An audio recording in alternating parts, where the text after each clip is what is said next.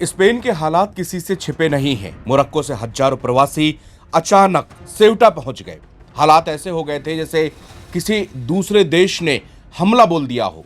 उदाहरण के लिए यदि हमारे देश में ही किसी भी बॉर्डर से सटे इलाकों से दूसरे देश से इतने लोग आ जाएं तो क्या होगा। ये तो देश की सुरक्षा के लिए बहुत बड़ा खतरा है। लेकिन ऐसा क्यों हुआ? ऐसा क्या हो गया कि हजारों लोग बॉर्डर क्रॉस करने लगे? स्पेन सरकार परेशान हो गई, पूरा यूरोप आज डरा हुआ है। इसको हम लोग सिलसिलेवार तरीके से समझते हैं। लेखक इतिहासकार डॉक्टर ब्रह्मदीप अलू ने बताते हैं कि करीब 8 शताब्दियों तक मुस्लिम शासन के अधीन रहे यूरोप के एकमात्र देश रहे स्पेन की भौगोलिक स्थिति, सरकार की उदार और आप्रवासन नीतियां और मुस्लिम शरणार्थियों की इस देश में बस जाने की बेचैनी अब यूरोप को आतंकित कर रही है। स्पेन के एक सीमावर्ती शहर सेउटा में समंदर के रास्ते घुसती करीब 50,000 शरणार्थियों की भीड़ स्पेन की सुरक्षा व्यवस्था का संकट बढ़ा दिया है। इससे पूरे यूरोप में दहशत जैसा माहौल है। इटली की पीएम जॉर्जिया मेलोनी ने तो चेतावनी तक दे डाली है। उत्तरी अफ्रीका में मोरक्को की सीमा से लगा छोटा सा शहर सेउटा यूरोप और अफ्रीका के बीच एक संवेदनशील स्थलीय सीमा माना जाता है। जब भी पश्चिमी या उप सहारा अफ्रीका में युद्ध, राजनीतिक अस्थिरता, गरीबी, ग्लोबलाइजेशन, जलवायु परिवर्तन, मानवीय संकट गहराता है तो हजारों लोग बेहतर जीवन और सुरक्षा की तलाश में मोरक्को के रास्ते सेउटा पहुंचने का प्रयास करते हैं। स्पेन आज यूरोप के लिए केवल एक सीमावर्ती देश नहीं बल्कि सुरक्षा, मानवीय दायित्व और सामाजिक एकीकरण के बीच संतुलन की सबसे कठिन परीक्षा बन चुका है। स्पेन का अतीत मुस्लिम साम्राज्य के प्रभावों वाला रहा है। साल 711 से 1492 ईस्वी तक स्पेन के बड़े हिस्से पर मुस्लिम शासन रहा है, जिसे इतिहास में अल अंदलुस के नाम से जाना जाता है। यूरोप की चिंता यह भी है कि कहीं स्पेन फिर से अपने अतीत की ओर न लौट जाए। इस भीड़ का अचानक से आने का एक और कारण है। सेउटा के राष्ट्रपति जुआन जीसस विवास ने पूरी तरह से मानवीय और सामाजिक आपातकाल की घोषणा की है और स्पेन की इमिग्रेशन ढांचे में बदलाव की मांग की है। उन्होंने कहा कि सुप्रीम कोर्ट के हालिया फैसले से सामने आई कानूनी कमियों को दूर करने की जरूरत है। दरअसल इस महीने की शुरुआत में सुप्रीम कोर्ट ने फैसला सुनाया था कि सेउटा या मेलिला पहुंचने की कोशिश करते समय समुद्र में पकड़े गए प्रवासियों को इन इलाकों के खास सीमा अस्वीकृति नियम के तहत तुरंत वापस नहीं भेजा जा सकता।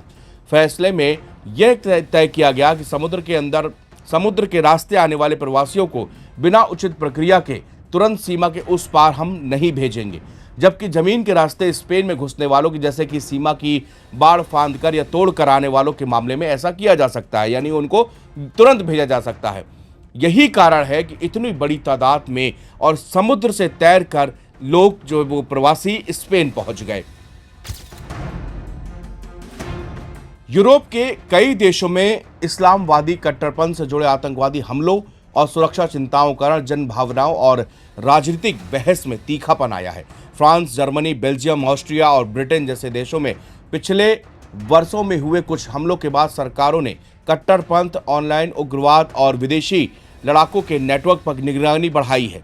इसके साथ ही कई दक्षिणपंथी दल कठोर जो इमिग्रेशन पॉलिसी है और सख्त सीमा नियंत्रण बिल की भी मांग कर रहे हैं। लेकिन स्पेन पूरे यूरोप की चिंता बढ़ा रहा है। सेउटा के सहारे स्पेन में घुसकर आने वाली भीड़ के इरादे बेहद खतरनाक नजर आ रहे थे। इस शहर का रणनीतिक महत्व उसकी भौगोलिक स्थिति से जुड़ा है। यह स्पेन का हिस्सा है लेकिन अफ्रीकी महाद्वीप पर स्थित है।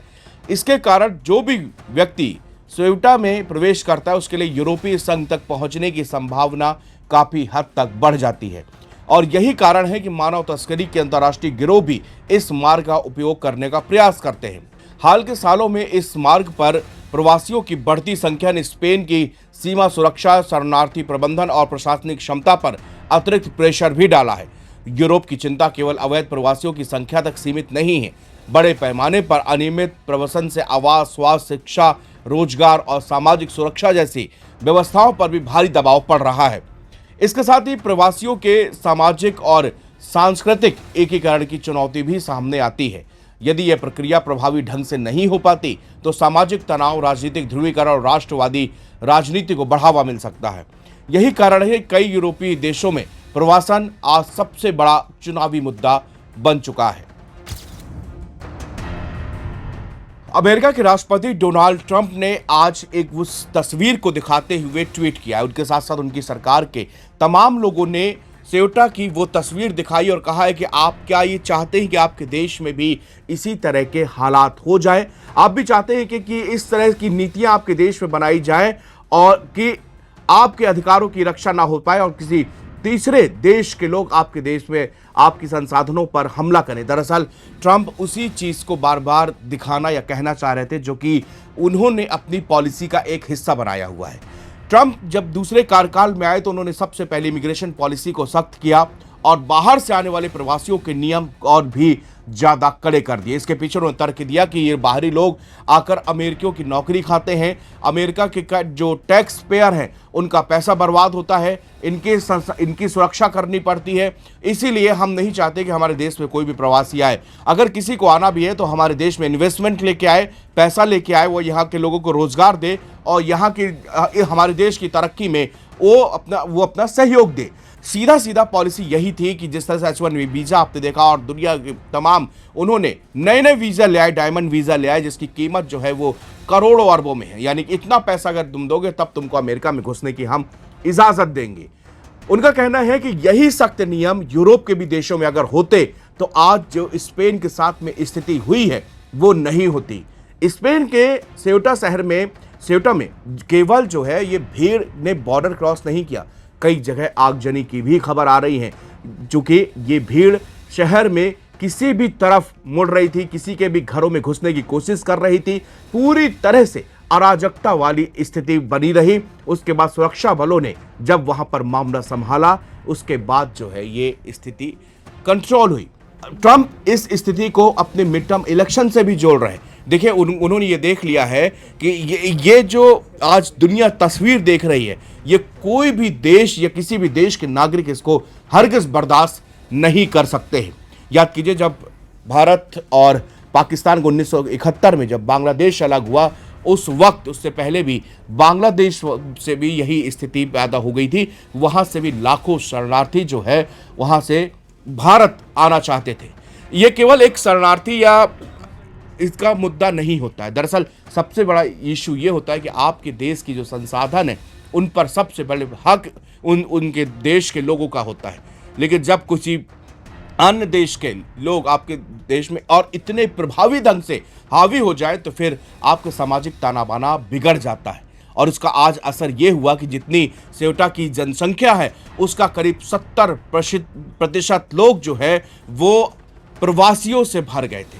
हालांकि बताया जा रहा है कि करीब 35 से 40 हजार जो प्रवासी हैं वो वापस मोरक्को की ओर जा चुके हैं, वो स्वेच्छा से गए। हालांकि लोग ये भी बता रहे हैं कि आर्मी ने बहुत सख्त एक्शन वहां पर लेने जब शुरू कर दिए, इसी के बाद से ये जो प्रवासी हैं वो वहां पर अपने वापस से जा रहे हैं। दरअसल एक जो सुप्रीम कोर्ट ने पिछले महीने ही एक ऐसा आदेश पारित किया जिसके बाद में एक भ्रम जैसी स्थिति और बन गई। दरअसल हुआ एक सुप्रीम कोर्ट ने यह कहा कि जो समंदर के रास्ते प्रवासी जो आएंगे उनको जो है तत्काल आप वापस नहीं कर सकते, एक प्रक्रिया के तहत ही आप उनको वापस कर सकते हो। जबकि आप अगर कोई जमीन के रास्ते बॉर्डर क्रॉस करता है तो उसको आप तुरंत जो है अपने देश की सीमा से आप बाहर ढकेल सकते हैं। यही कारण था कि इस बार जब भीड़ जमा हुई तो वो इतनी बड़ी तादाद में आई और ज़्यादातर लोग जो है वो समंदर के रास्ते स्पेन पर दाखिल हुए। इसमें से बताया जा रहा है कि 45 लोगों की करीब मौत भी इसमें हो गई है। शुक्रिया।